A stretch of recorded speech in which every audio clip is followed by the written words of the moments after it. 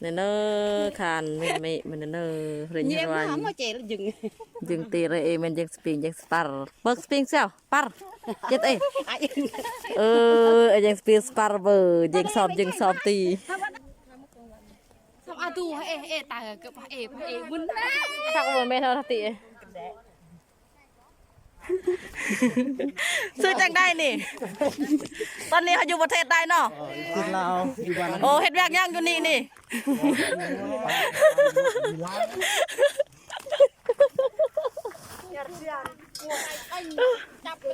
สบายดีแม่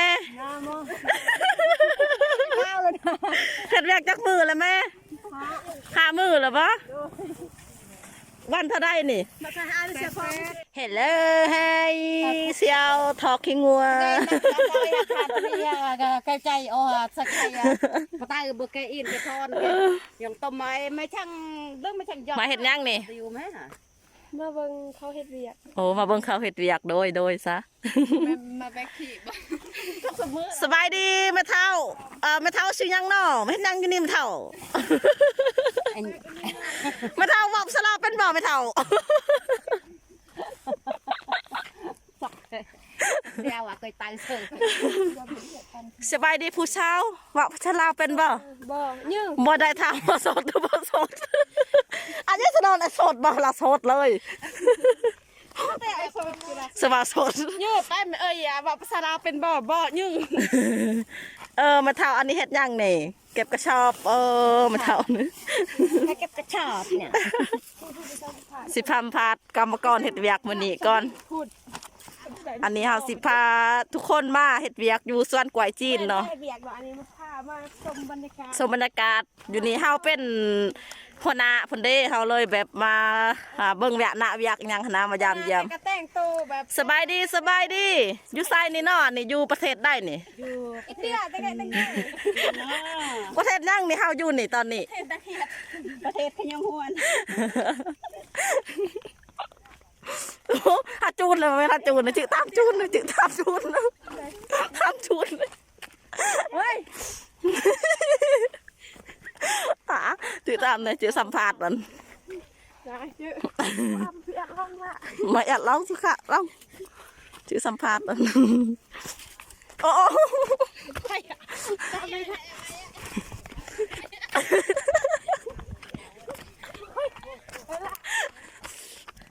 สบายดีซื้อจังได้นี่ตอนนี้เขาอยู่ประเทศใดเนาะ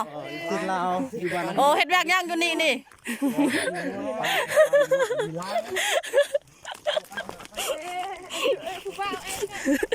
ลั่นจุแลเล็กสักวัน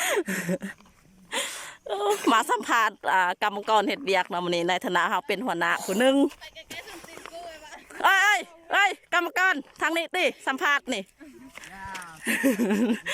เว้นว่าหัวหน้ามานี่สบายดีกรรมกร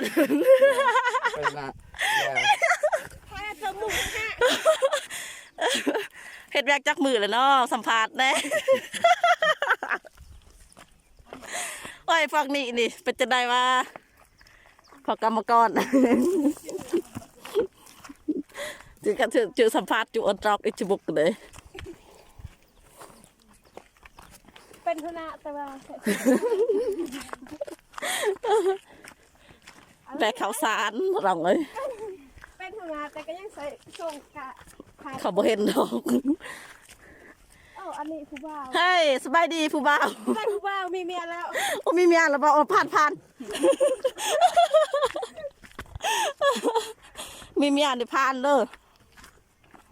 เสร็จจุดสัมภาษณ์อยู่สำเนนนี่วันนี้เฮาสิพามาเบิ่งกรรมกรขอกขี้งัวอยู่นี่เนาะก็บ่แม่นอันนี้ให้ขี้งัวเนาะเฮาสิมาสัมภาษณ์เบิ่งว่าเขาเจ้าเฮ็ดแบบที่นี่ได้เงินวันเท่าใดแล้วก็เฮ็ดแบบจักมือเนาะมาเฮ็ดน้ำจีนนี่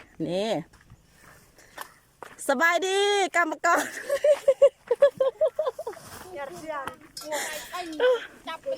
สบายดีแม่เฮ็ดแบบจักมือแล้วแม่5 มือแล้วปะวันเท่าใดนี่วัน180,000บ่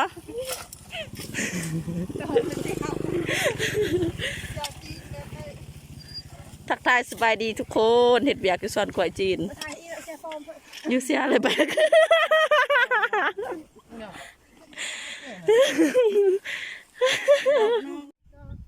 เห็ดเวียกไปเห็ดเวียกมาหัวหน้าจีนมันเป็นบาปผมจักมันเว้าอีหยังเดี๋ยวเฮาสิพาทุกคนไปเบิ่งตัวนี้หลักฐานทางหลังก่อนจ้าเพิ่นเว้าหยังวันนี้เฮาพักโมง9 โมงเนาะเฮาพัก9 โมงจับพัก10 นาทีแต่ว่าหัวหน้าจีนโฆษณา30 นาทีพุ่นเดี๋ยวเฮาสิพาทุกคนย่างไปฟังเลยว่าเพิ่นเว้าหยังเนาะทุกคนเดี๋ยวไปฟังเบิ่งนํกันว่าเพิ่นเว้าหยังกว่านี้ทุกคนพากรรมกรนั่งอยู่นี่เดี๋ยวสิพาทุกคนย่างไปเบิ่งเพิ่นก่อนว่าเพิ่นเว้าหยังแหน่โฆษณาหยังแหน่โฆษณาดุหลายสมคอนเสิร์ตนี่นอตแบนเป็น FC อุ้ยหน้าดันดีได้หน้าดันปาเก่งเก่งเจนใสของเข้าไปเข้าปังเข้าบาดาเฮซาตื่นลาตื่นอายุ มอลายตบมือนะตบมือมัวเนาะไอ้ยาดูได้คนมัวเนาะโอเคเขาก็ได้เลยโอเคเขาก็ได้เลย236 248 250 262 274 296 298 314 326 339 3442 355 368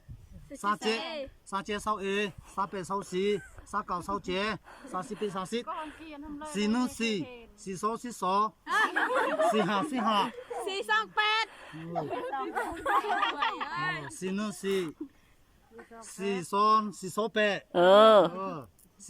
408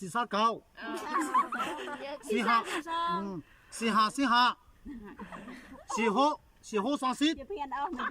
47 35 48 40 49 57 40 40 โดยเก่งลายตบมือ524 535 540 555 560 57 35 58 40 59 45 50 คู่หนึ่งคู่242นี่มือบังซิปจ้ะเนี่ยคู่38คู่4มาจันเนคานไม่มันเนเรียนยังไง มาเจลยึง ตีเลยมันยังสปริงยังสปาร์เบิกสปริงเซลปาร์เจ็ดยังสปริงสปาร์เบอร์ยังสอบตียึงมาซ้อมมาเลยจ้ะยังสอบตีเบอร์คานรถเกือบไม่มารถเกือบย่องนี่นี่อาสู้แล้วปรบอาสู้จะง่ายจึงเอาไงอ๋อสั่งภาพเจอาสู้เราได้รังหนึ่งแบบว่ารังหนึ่ง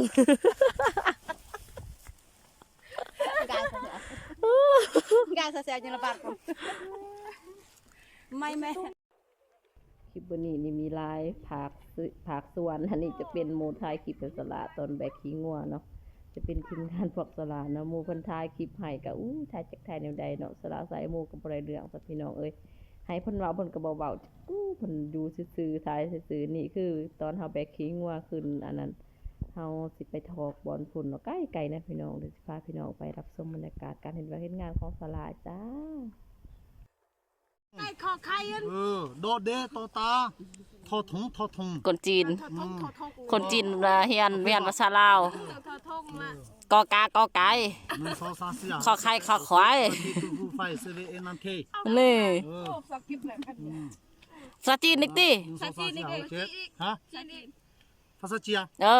1、2、3、4、5、6、7、8、9、10。1、2、3、4、5、6、7、8、9、10。นี่เทสูปาเอเกโลโกเตโอ้ยเก่งเนาะเก่งตบมื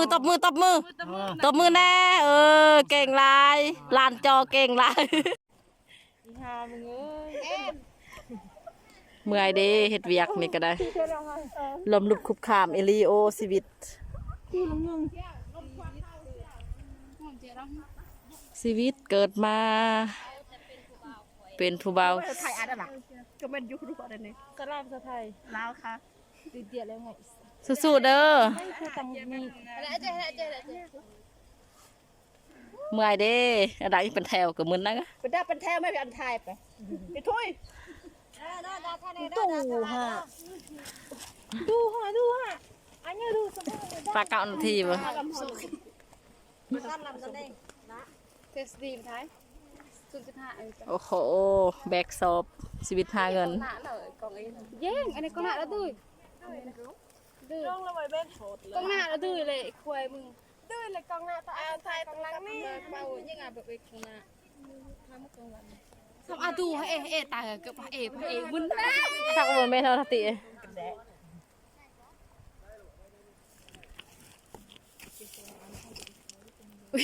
อาดูมาบิ้งเนี่ยสัตว์ตายกับปะนี่ ตะตางสันแต่ไทยดูเนื้ เหนื่อย อ ไหมเธอเหนื่อยไหม เมื่อยบ่บิง พวกเหนื่อย ข่อยก็บ่เมื่อยเวียกเบาๆหนึงเบามากกว่าไรบ่ต้องกติ